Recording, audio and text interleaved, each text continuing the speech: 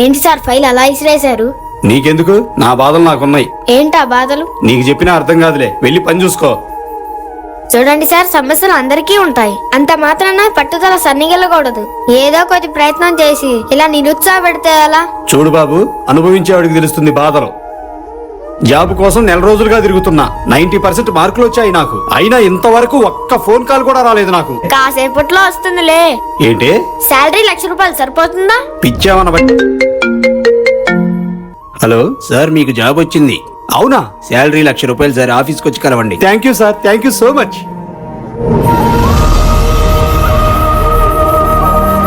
Sir, ఇక్కడ ఒక బాబు నాతో మాట్లాడాడు, ఏమయ్యాడు?